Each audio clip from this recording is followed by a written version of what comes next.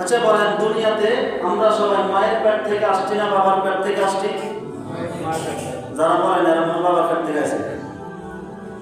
বাবার পেট থেকে আসে কে গেছে? আপনি জানছেন? সবাই মায়ের পেট থেকে আসেন। তাহলে কথা বল না কেন? দুনিয়াতে মায়ের পেট থেকে আসছি না বাবার পেট থেকে আসছি? মায়ের পেট থেকে আসছি। মায়ের সাথে জিনা করতেন চান কে কে? কেউ চান না? কিন্তু আমি তো জানি সমাজের প্রত্যেকটা সন্তান তার মায়ের সাথে জিনা করতেছে। ইল্লা মাশাআল্লাহ দুই একজন ব্যতীত সমাজের মধ্যে আমার মনে হয় পাওয়া যাবে না সব সন্তান তার মায়ের সাথে জিনা করতে থাকে।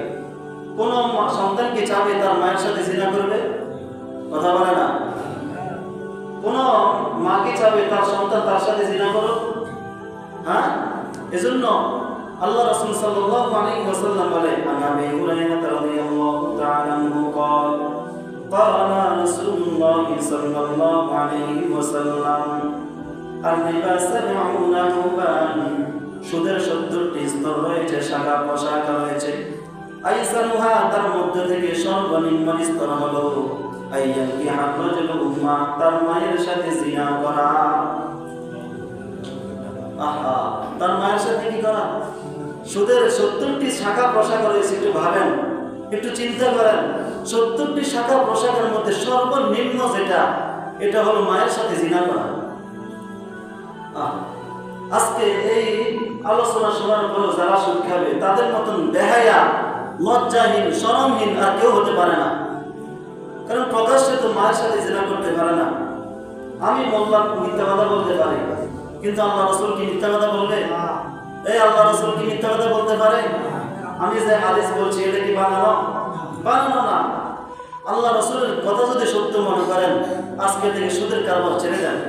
আল্লাহ রাসূল বলে, আর-রিবা 70 হুবান সুদের 70টি স্তর রয়েছে। আইসারুহা তার মধ্য থেকে 70টির মধ্য থেকে সর্বনিম্ন যেটা স্তর, সর্ব উপরে নয়, সর্বনিম্ন যেটা, এটা হলো মায়ের সাথে আইয়াকি হারাজুল উম্মা মায়ের সাথে জিনা করা।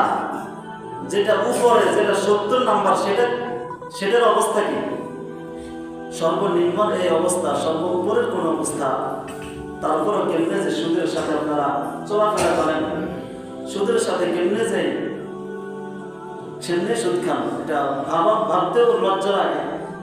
যারা আজকে থেকে সুদ খাবে, যারা আজকে থেকে সুদের সাথে জড়িত থাকবে, সুদের কারবার করবে, তাদের মতন শরমহীন, লজ্জাহীন, বেহায়া, লুচ্ছা আর কেউ হতে পারে না। কারণ কোন সন্তান চায় না যে আমার আপন মায়ের সাথে আমি জিনা করবো। কেউ চায়? কোন মা চায় না যে আমার সন্তান আমার সাথে জিনা করবে। কেউ চায়? কেউ চায় না। এজন্য মাদেরকে বলবো, মা আপনার সন্তানকে আপনি সুদের কারবার ছেড়ে দেওয়ার জন্য তাগিদ দেন। বাবাদেরকে বলবো, আপনি আপনার সন্তানকে সুদের কারবার ছেড়ে দেওয়ার জন্য তাগিদ দেন। আপনিও সুদের কারবার ছেড়ে দেন।